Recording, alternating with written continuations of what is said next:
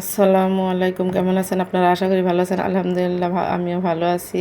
আমার ছেলের অনেক ঠান্ডা ও কাশি লাগছে। এইদিকে আমার ছেলে তাই তেজপাতা দিয়ে সিগারেট বানিয়ে সে খাচ্ছে, যে কাশি নাকি ভালো হয়ে যাবে, তাই তেজপাতা সিগারেট খাচ্ছে। আর এদিকে আমার মেয়ে খুব নাচানাচি করতেছে, গান গাইতেছে।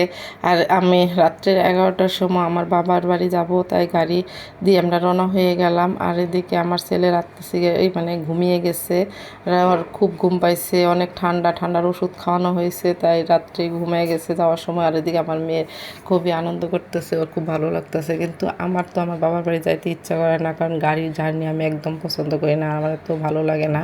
কারণ অনেকেই বলবে যে বাবার বাড়ি আবার যাইতে ইচ্ছা করে না, কারণ হ্যাঁ যাইতে ইচ্ছা করে, কিন্তু গাড়ির জার্নির কথা শুনলে আমার একদমই ভালো লাগে না। তাই আমার এত যাওয়ার আগ্রহ হয় না, কারণ এখন আমার যাইতে হইতেছে, আমার মা অসুস্থ। আর আমার মা তো আগে আমাদের দেখতে আসতো, কারণ এখন সে বয়স হয়েছে, এখন সে আসতে পারে না, আমাদেরকে যাইতে হয়। আর আমার ছেলের পরীক্ষা আজকে শেষ হয়েছে, আর পরীক্ষাটা শেষ হইতে রাত্রে রওনা দিয়ে দিচ্ছি, যাতে আমরা রাত্রে রওনা দিলে জ্যামটা কম হবে, আর গাড়ি দিয়ে মানে তখন জ্যামে পড়বে না, আর এত খারাপ লাগবে না। আর গাড়ির মধ্যে আমার আর আমার মেয়েরই বেশি খারাপ লাগে, তবে আজকে এতটা খারাপ লাগে নাই। আমার মেয়ে তো এইভাবেই গেছে স্বাভাবিকভাবেই, আমার মেয়ে তো ঘুমায় নাই কি, তবে আমার ছেলে সারাটা রাস্তা ঘুমিয়ে গেছে, ওর খুবই ঠান্ডা জ্বর কাশি ছিল, তাই ঘুমাইতেই গেছে। আর আমি তো মানে খারাপ লাগতেছিল, অল্প একটু ভিডিও করে পরে আমিও ঘুমিয়ে গেছিলাম। তারপরে আবার বাড়ির কাছে যাই একটু সজাগ হয়েছিলাম। আর রাত্রেবেলা একটু গাড়ির জার্নিটা করলে একটু ভালোই লাগে, এত খারাপ লাগে না, অবশ্যই অনেক ভালোই লাগে, মানে তারপরে তো খারাপ লাগে না, কারণ আমরা অনেক রাত্রে যাই, রাত্রে 2টা বাজে গেছে। তারপরে আমরা বাসার কাছে প্রায় চলে আসছি। আর এদিকে আমার মেয়ে তো বলতেছে দেখো কত বাতাস, আর অনেক ভালো লাগতেছে, কারণ রাত্রের জার্নি করলে দেখা যায় জ্যামে পড়া হয় না, গাড়ির ধোঁয়ার গন্ধ নাই, তাই মানে খুব ভালো লাগে। আর এমনিতে বাসে মানে আসলে দেখা যায় যে আমি অস্থির হয়ে যাই, আমার একদম ভালো লাগে না, তাই আমি আসার জন্য এত ব্যস্ত হই না। বাবার বাড়িতে বলি আমি যাব না, তবু আমি বছরে 1বার বা 2বার যাই। এই তো আমরা বাড়ির কাছে প্রায় চলে আসছি, কিছুক্ষণের মধ্যে বাড়িতে চলে যাব।